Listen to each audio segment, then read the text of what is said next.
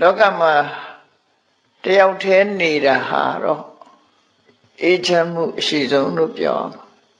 သို့သောလူတွေဘာလို့တယောက်တည်းမနေနိုင်ကြသလဲဆိုစိုးရင်တော့ကရှိလို့တယောက်တည်းမနေနိုင်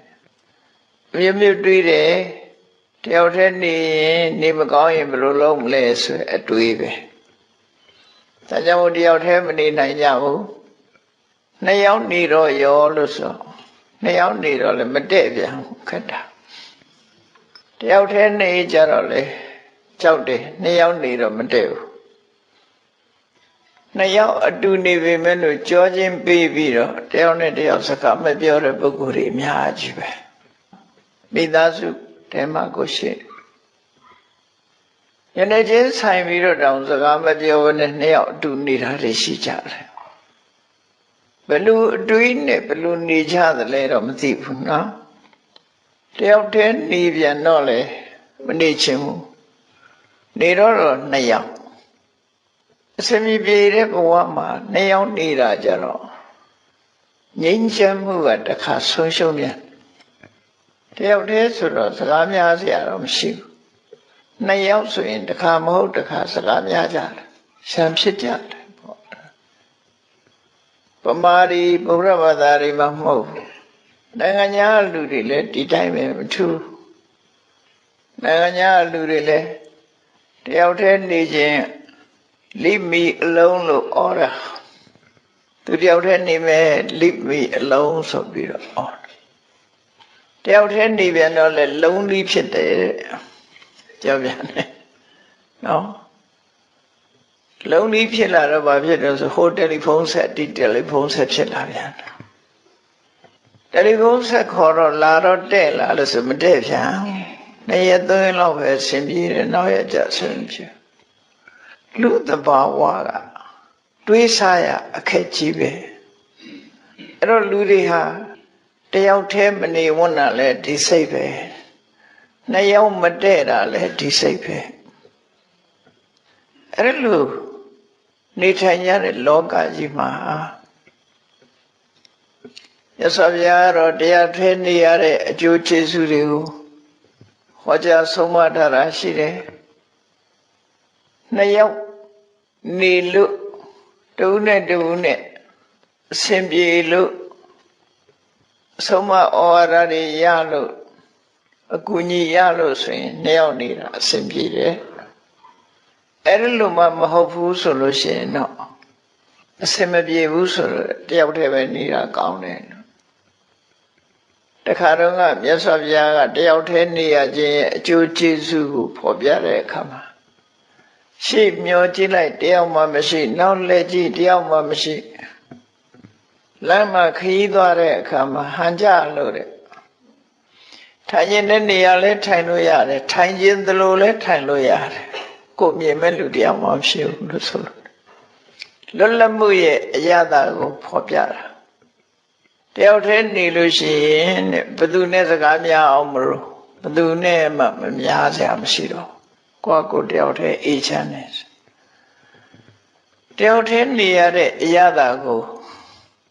ရသော်ဗျာရဲ့တပည့်တွေတဲ့ပထမဆုံးသာဝကကြီးရှင်ကွန်းတေညဆိုတာတယောက်တည်းနေသွားတယ်တပည့်ဆက်ကြတရားဟောတော့ကတော့ပိဿဝဂီ၅ပါးအတူနေကြတာပေါ့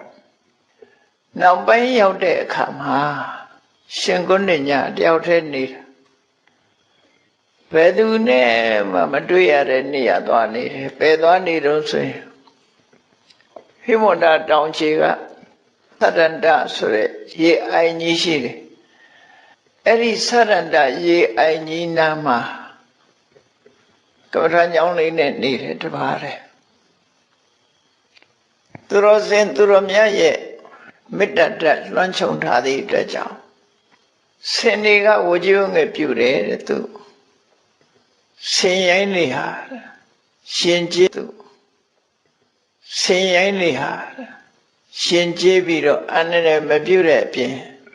သူ့ကိုကူညီဆောင်ရှောက်ပေးကြတာအဲ့ဒီမှာရှင်ကွန်းတညရတပါးတဲ့နေတာဘယ်သူစီမှမလာဘူး နောက်ဆုံးအချိန်လေးမှာမြတ်စွာဘုရားစိတ်လာသွားတယ်နောက်ဆုံးအချိန်ဆိုတဲ့အချိန်မှာသူ့ရဲ့အာယုသင်္ကာရကိုကြည့်လိုက်တဲ့အခါကျတော့သိမကြတော့ဘူးဆိုတဲ့အခါမှာမြတ်စွာဘုရားစိတ်လာပြီးတော့ကြော့နှုတ်ဆက်တယ်ဒါယဟန္တာတွေမှာထုံးစံလို့ဖြစ်တယ်ဘုရားနဲ့မတွေ့တာကြားနေပြီဆိုတော့အတော်လဲအိုမင်းနေကောင်းဖြစ်မြတ်စွာဘုရားနဲ့တွေ့တဲ့အခါမှာခြေထောက်ကိုဖက်ပြီးကွန်တင်ညောဟံဗန္တိဘဂဝါကွန်တင်ညောဟံဗန္တိဘဂဝါ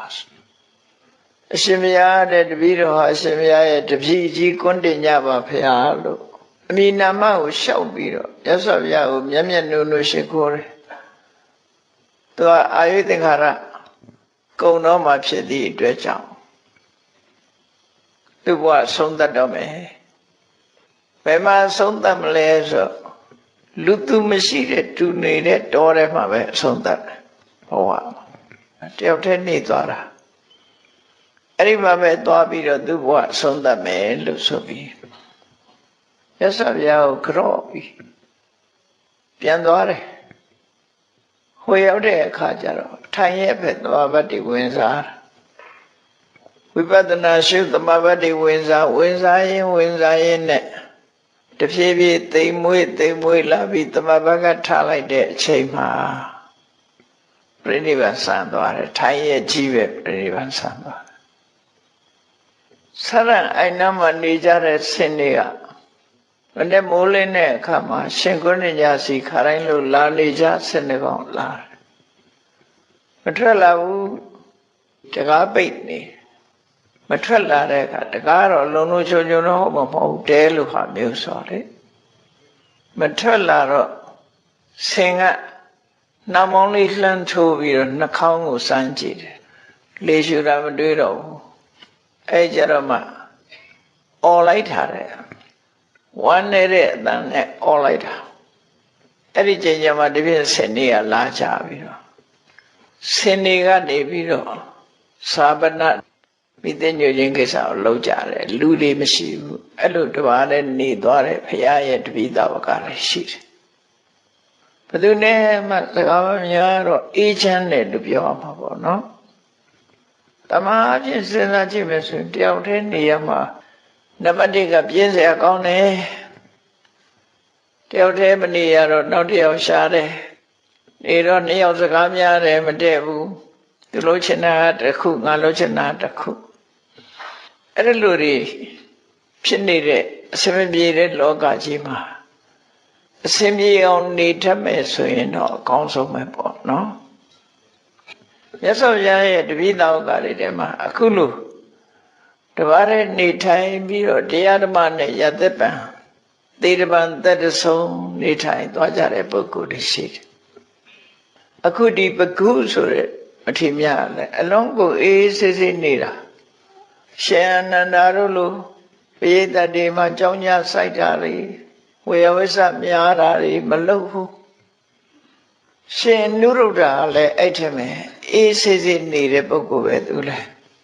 သိပြီးဟိုကိစ္စဒီကိစ္စတွေသိမလုပ်ဘူးဗတ္တိယဆိုတာလေအေးချမ်းချမ်းနေတဲ့ပုဂ္ဂိုလ်ပဲသူတို့ဖွဲ့တယ်ဒေဝတ္တဆိုတဲ့ပုဂ္ဂိုလ်ကတော့အလှုပ်ရှားဆုံးပဲပေါ့သူကဘုန်းကြီးကျင်တယ်ယာဓုတာလိုချင်တာမြတ်စွာဘုရားနဲ့စင်မြိုင်ထောင်းခြင်းနဲ့အဲ့ဒါတွေသူလုပ်ရတရားအဲ့ဒီအုပ်စုတွေကပဲပတ္တိယတဲ့အနုရုဒ္ဓတဲ့ခိမိလာတဲ့ဘဂုအာနန္ဒဒေဝတ္တဒီတိုက်ဝေမင်းသား6ယောက်ဟာမြတ်စွာဘုရားနောက်လိုက်ပြီးတော့ယဟန်ပြုကြတဲ့ပုဂ္ဂိုလ်တွေအဲ့ဒီမဲ့ဒီကနေ့ဘဂုမထေမြတ်ရဲ့အကြောင်းကိုပြောမှာဖြစ်တယ်နေရာမြတ်မြတ်သိပြီးတော့မပါဘူးရဟန်းဘဝရောက်လာပြီးတဲ့နောက်မှာဘယ်မှာနေတော့ဆိုရင်ဘာလကလောနာကာရကာမစားချက်တဲ့ရွာလေးရှိတယ်နလန္ဒမြို့ကဥပါလိတထေကြီးရဲ့ဆာလုံငန်းလုပ်တဲ့ရွာလေးနားမှာ အဲ့မှာရှိတဲ့တောအုပ်ထဲမှာသူတပါးနဲ့နေတယ်တပါးနဲ့နေတယ်ဆိုစကားပြောဖို့လည်းမရှိဘူးတရားအထုတ်တယ်ပေါ့အဲ့ဒါလို့ကြိုးစားရင်အထုတ်ရင်ကနေပြီးတော့ယန္နာဖြစ်သွားတဲ့အခါမှာပို့ပြီးတော့တပါးနဲ့အေးစစ်လေးပဲနေတယ်ဆက်မြုပ်ပြီးတော့ဟိုဒီသိပ်သွားဖို့မရဘူးအဲ့ဒီမှာပဲကောင်းချပုံရတယ်ကျက်သူဟာ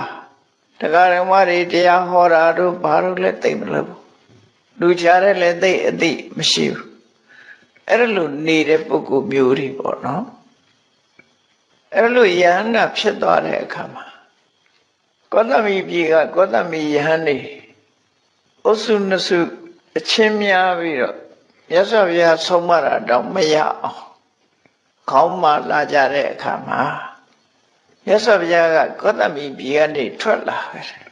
တပါးတည်းထွက်သွားတယ်ထွက်သွားတဲ့အခါမှာဒီပကုဆိုတဲ့